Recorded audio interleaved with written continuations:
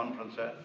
ये पर्टिकुलरली जो 2-3 मुद्दे हैं हमारे, पर्टिकुलरली जो डिस्प्लेस कम्युनिटी आया है, आपको पता अनफॉर्चुनेट 90 में हमें अपना जो मातृभूमि छोड़ के आगे आना पड़ा, जम्मू, दिल्ली और बाकी पार्ट्स इंडिया के जाना पड़ा, तो बिकॉज लॉ एंड ऑर्डर हमारे फेवर में नहीं था और वहाँ के हालात भी ऐसे थे। तो आज का जो मुद्दा है ये बड़ा सीरियस मसला है। ये हमारे जो विस्थापित लोग हैं, एक्सटेंडेड फैमिली है, ये इतने सालों से 33-34 सालों से फाइट बैक कर रहे हैं कि भाई इनका मसला कुछ इस 2-3 इम्पोर्टेंट इश्यूज है। उससे पहले सबसे पहले मेरा ये दायित्व बनता है कि मैं श्री मनोज सिन्हा जो हमारे ऑनरेबल LG है यहाँ के, उनका अपने समाज की तरफ से इन सब जो हमारे निवासी हैं कश्मीर के, आजकल मोस्टली जम्मू में हैं, उनकी तरफ से तहे दिल से शुक्रिया करना चाहता हूं कि जो उन्होंने लैंडमार्क डिसीजन लिए हैं हमारी कम्युनिटी के लिए, जो पिछले 33 साल से किसी ने नहीं ले सका, ना किसी में इतना दम था। जो सरकारें सेंटर में थी उन्होंने भी कोई ऐसा फैसला नहीं लिया जिससे डायरेक्ट जो है, जो हमारे फैमिली के लोग हैं तकलीफ में हैं, उनको उस तकलीफ को हल किया जाए। तो उसमें सबसे पहले जो कश्मीर में ये बहुत बड़ी बात है, जो हमारे रिलीजियस प्लेसेस थी। देखो, किसी भी कौम का अगर उसकी फेथ ही ना हो तो वो कौम कहाँ की। तो हमारी फेथ जो है, जो हमारे रिलीजियस एंशिएंट रिलीजियस प्लेसेस हैं, उनको जो रिबिल्ड कर रहे हैं, रेनोवेशन कर रहे हैं और उसको एक पुरानी जो उसमें पूजा अर्चना होनी है उस लायक बना रहे हैं। दूसरा जो है वो एक लैंडमार्क, गवर्नमेंट ऑफ इंडिया का भी मैं शुक्रिया करता हूँ श्री नरेंद्र मोदी जी का, जिन्होंने ये वहाँ से इस कदम में हमें आगे चले। और उसके बाद दूसरा, अभी रिसेंटली आपको पता होगा 7 फरवरी को LG साहब ने बहुत बड़ा एक, जो पिछले अगेन 34-35 साल में नहीं हुआ, जगटी टाउनशिप जो है हमारी मिनी टाउनशिप इसको बोलते हैं, जो 4,500 तकरीबन फैमिलीज हैं वहाँ, उनके लिए 7 करोड़ रुपए का एक फाउंडेशन स्टोन फुटबॉल का स्पोर्ट्स एक्टिविटी का रखा। 2 दिन पहले शुरू, जब LG साहब आए हैं तब से ही हमने वहाँ मल्टी स्पोर्ट्स का एक्टिविटी शुरू की, जो अगेन 33 साल से नहीं था। तो वो उन्होंने वहाँ आके, हम उनका वहाँ भी शुक्रिया किया, दोबारा शुक्रिया करते हैं आपके माध्यम से कि उन्होंने वहाँ आके इतना अच्छा प्रोग्राम, भव्य प्रोग्राम करके ये हुआ। और उसके साथ उन्होंने 4-5 अनाउंसमेंटें भी की, क्रिकेट ग्राउंड बनेंगी, मल्टी जिम्स बनेंगे, इंडोर बनेंगे और हेल्थ सेक्टर में भी जो हॉस्पिटल है उसमें सुविधाएं दी जाएंगी, क्योंकि वहाँ हमारे समाज का, जम्मू में सबसे ज़्यादा जो विस्थापित समाज है हमारा, उनकी मेजॉरिटी वहाँ पे है। और सबसे ज़्यादा जो है प्रॉब्लमेटिक, जो वहाँ की डे टू डे प्रॉब्लम्स बहुत सी है, तो वो उसके लिए भी हम उनका आभारी हैं। तीसरा हमारा, आपको पता होगा, हमारे बच्चे जो हमारे एज ए एम्बेसडर काम कर रहे हैं, अपने वतन में वापस गए, अपना रिस्क लेके, अपना जैसे एक फौजी अपने बॉर्डर पे लड़ता जो हिंदुस्तान इंडिया के लिए, ऐसे हमारे जो जवान लड़के हैं, लड़कियां हैं, माताएं हैं, बहनें हैं सॉरी, तो वो वहाँ पे PM पैकेज में गए हैं। तो उनके अभी एक स्टेगनेशन थी कि क्लर्क ने क्लर्क ही रिटायर होना है, तो वे भी गवर्नर साहब ने एक लैंडमार्क डिसीजन किया कि उनको उस कैडर में डाला कि उनकी भी प्रमोशन हो जब उनका ड्यू टाइम हो, तो और भी उनके लिए जो क्वार्टर बनाए, बाकी फैसिलिटी बनाए। पहले के मुकाबले बहुत ही कुछ हुआ जब से ही हमारे LG आए। अब हमारा जो मसला है मेन, हमारे 2-3 मसले, उससे पहले मैं आपको एक थोड़ा सा इसी प्रेस कॉन्फ्रेंस में ये भी लोगों को जाए, हम सब समाज के लोगों को, चाहे वो जम्मू का हमारा हिंदू भाई है, चाहे वो कश्मीर का है, चाहे वो दिल्ली का है, जहाँ कहीं भी रहता है, इस दफ़ा सप्तऋषि कैलेंडर का 551 साल है। सप्तऋषि कैलेंडर दुनिया का सबसे पुराना कैलेंडर है, कश्मीर का कैलेंडर है। विक्रमी आपको पता है 280 है, इंग्लिश है 224। सप्तऋषि 5100 अप्रैल को होगा। उसमें हम वेसार नाग, जो जहाँ से कैलेंडर निकलता था 2000 साल पहले, वहाँ हमारे गवर्नर साहब हरियाणा के आ रहे हैं उस फंक्शन में। तो मैं आपके माध्यम से सबको ये रिक्वेस्ट करता हूँ कि उस फंक्शन में आइए, शुरू कीजिए, मीडिया पर्सन भी आ सकते हैं, सारे आ सकते हैं, तो उनमें वो उसका भव्य प्रोग्राम वहाँ होगा।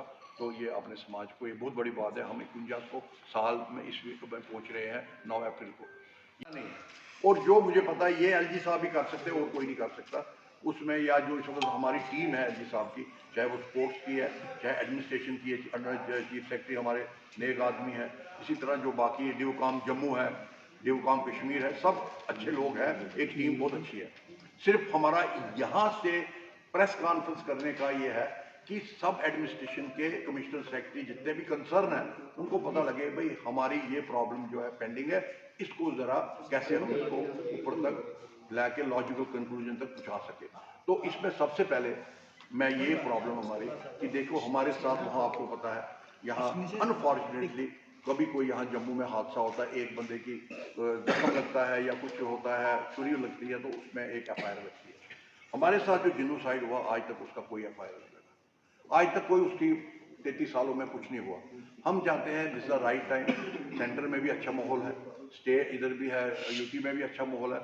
हम चाहते हैं चीफ सेक्रेटरी एलजी साहब इस पे वो करें और हमारा जो है एक गवर्नमेंट ऑफ इंडिया से सुप्रीम कोर्ट का रिटायर्ड जज को एक अपॉइंट करके इसमें एक सीट बनाए और इसकी इंक्वायरी होने में ये क्या हादसा हुआ, मतलब क्या क्यों हुआ हमारे साथ, ये कौन पॉलिटिकल पार्टी जो उस वक्त डिस्पेंसेशन में थी उनका क्या रोल रहा हमको निकालने में, वहां से पॉजिटिव रहा या नेगेटिव रहा, उसकी एक इंक्वायरी जरूर होनी चाहिए।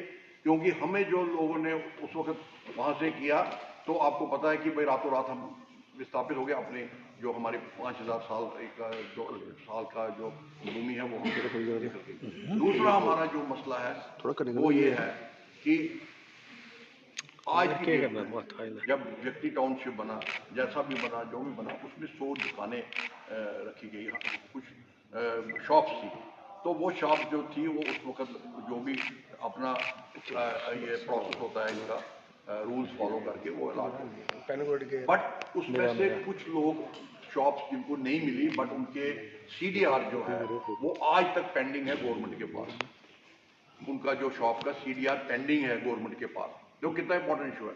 अभी 100 दुकानें खाली बंद पड़ी हुई हैं, 180 दुकानें। वहाँ जो है वहाँ वो एक डंपिंग यार्ड बन गया है, वहाँ जो है एक जिसको कहते हैं हम अस्तबल टाइप बन गया है, जो उधर इधर से जानवर आते हैं वहाँ बैठ के शिट करते हैं। तो हम कहते हैं ये दुकानें भी उसकी लाइफ भी खत्म हो रही है। हमने बड़ी दफ़ा रिलीफ कमिश्नर जो पुराने थे उनको रिक्वेस्ट की, पुराने जो कमिश्नर सेक्रेटरी थे रिलीफ के डिजास्टर मैनेजमेंट, उनको रिक्वेस्ट की, पुराने चीफ सेक्रेटरी को रिक्वेस्ट की कि भाई यार इसको जो जिनकी सीडीआर है उनका सीडीआर है उनको अलाट करो, जो भी फॉर्मेलिटी करनी करो उनको अलाट। तो इसका वो एक क्राइटेरिया बने और इन लोगों को फर्स्ट प्रायोरिटी दी जाए जिनका पुराना पिछले 15 साल से या 14 साल से इनका क्लेम बनता है, क्योंकि इन्होंने 15,000 रुपये जमा किया है। आज वो 15,000 उसकी वैल्यू अगर आप देखो लाख 1.5 लाख के करीब हो गई है। तो जट्टी में अगर उसको लाख 1.5 रुपये की दुकान आप ले रहे हो उससे पैसा लाख रुपया, उसकी दुकान अगर उधर है वो कितने पैसे कमा लेगा। और इससे सबसे बड़ा इसमें क्या है, ह्यूमन एंगल है। ये वो यूथ है जो ओवर एज हो गया है, जो नौकरी में नहीं जा सके। ये वो यूथ है जिन्होंने अपना बाग बगीचा छोड़ के आ गए, बाग चले गए इनके। ये वो यूथ है जो वहाँ मेडिकल शॉप, उनके फादर मेडिकल शॉप चलाते थे तो उनको था मेरा बेटा बैठेगा इधर, वो चला गया। तो इन्होंने सारा खो के यहाँ आए उस बुरे हाल में। तो अब इनका हक बनता है, मैं गवर्नमेंट के रिलीफ कमिश्नर से, चीफ सेक्रेटरी से रिक्वेस्ट करता हूँ इनका जो है ये मसला इमीडिएटली ऑन टॉप प्रायोरिटी, इसको जो भी प्रोसेस बनता है इनसे जो भी आपने लिख के लेना लीजिए, बट इनको दुकान वहाँ मिलनी चाहिए जो बंदे पुराने हैं। नवों के लिए जो आपने अपना यार्ड स्टिक बनाना है, जो रूल्स फॉलो करने के कीजिए, इनके लिए भी एक वो कमेटी में फैसला ले लीजिए। नंबर 1। नंबर 2 सबसे बड़ी चीज़ है कि भाई अब आपको पता है जब माइग्रेशन हुई उस वक्त राशन कार्ड बने। अब एक फैमिली में 3 बच्चे थे, एक चला गया दिल्ली, एक चला गया बम्बई, उन्होंने किया अपना नौकरी की, किसी ने इंजीनियरिंग चला गया उधर ही रह गया। तो इसलिए वो जो राशन रजिस्ट्रेशन थी उस पर बड़ी टाइम टू टाइम वेरिएशन आ गई। अब अगर आज की डेट में कहूँगा मैं एक हो भाई तेरा बच्चा तो बाहर है, तू तो उधर इधर 3 थे अब 2 है, वो है लाइक दैट, अब मुझे रिकवरी करो। मैं कहता हूँ उससे समाज में खलबली बचेगी। आप वन टाइम एमनेस्टी दो, वो जो पहले था वो लिया जिसने है वो खत्म वही करके नए सिरे से आप इसकी दोबारा एक फार्म निकालो जो आज के मौके के हिसाब के जिसके राशन में अगर 2 है किसी में 3 है जो उसके पास जम्मू में है या जिन जिन जो उस पर पलते हैं उनको उनका फार्म चेंज करके एक डाटा बैंक रखो जो आगे भी काम आएगा। और जो पिछले जैसे हम बिजली में एमनेस्टी देते हैं, बाकी चीज़ों में देते हैं, तो इसमें इस केस में भी पिछले में एमनेस्टी दो। ये रिलीफ आपके माध्यम से रिलीफ कमिश्नर को कहूँगा कि ये केस मतलब आगे सॉल्व कीजिए। हम चीफ सेक्रेटरी साहब को भी मिलेंगे इस माध्यम से, हम ऑनरेबल एलजी साहब को भी मिलेंगे अगर ये अपना प्रोसेस करेंगे, क्योंकि पिछले गड़े मुर्दे खोदने का कोई फ़ायदा नहीं है। उससे जो समाज है आगे बड़ा दुखी है, और दुखी करोगे उसको। बच्चा उसने अपने उसके लिए रोज़गार के लिए अगर दिल्ली चला गया, बम्बई चला गया, तो आप कहोगे जी आपके जो इधर बच्चा है ही नहीं है, तो आप राशन कैसे ले रहे हो? वो राशन तो वो इसलिए ले रहा है, उसका कौन सा 1 करोड़ रुपये आप दे रहे हो? आजकल 8-10 हज़ार रुपये में आता क्या है? तो इसलिए पुराने को एमनेस्टी दे दीजिए, नए को आप अपना एक रिकॉर्ड स्टेट करने के लिए उस रिकॉर्ड को आप बनाइए नया, और नई रजिस्ट्रेशन नया जो उनका है रिवाइज कीजिए। ये कोई 10-12 दिन में प्रोसेस सारा कंप्लीट हो जाएगा। तो इसके लिए अगर हमें रिलीफ कमिश्नर नया है, नेक आदमी है, तो हम उसको ये माध्यम से कहेंगे कि इसको सरकार में, क्योंकि ये सरकार ने करना, बट जो भी होमवर्क करना है वो रिलीफ दफ्तर ने करना है। और रिलीफ दफ्तर अगर होमवर्क करे, मुझे पक्का यकीन है इस वक्त सरकार जो है ऊपर सब पॉजिटिव है हमारे साथ। वो कहते हैं कि इनके साथ जाते हुए इनको ज़्यादा अच्छा तरीके से एकोमोडेट किया जाए। और इससे अलावा हमारे हेल्थ की भी बड़ी प्रॉब्लम है। हमारे जो ओल्ड है लोग, अब देखिए जो बंदे रिटायर हो गए, ओल्ड हो गए, उनको किसी को 30,000 पेंशन है, 25,000 है, वो अपना परिवार को पाले, या कोई जो रिलीफ पे 10,000 लेता है वो परिवार को पाले, या दवाई की खरीदे या मेडिसिन खरीदे।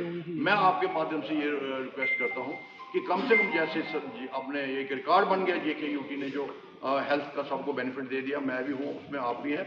आजकल हर सिटी में मोदी सेंटर जी खुले हैं हमारे, जो उनकी दुकानें खुली हैं, वैसे 2-3 दुकानें खोल के, 4 दुकानें खोल के इनको उस प्रिस्क्रिप्शन पे दवाई एटलीस्ट जी रेगुलर दवाई है दी जाए।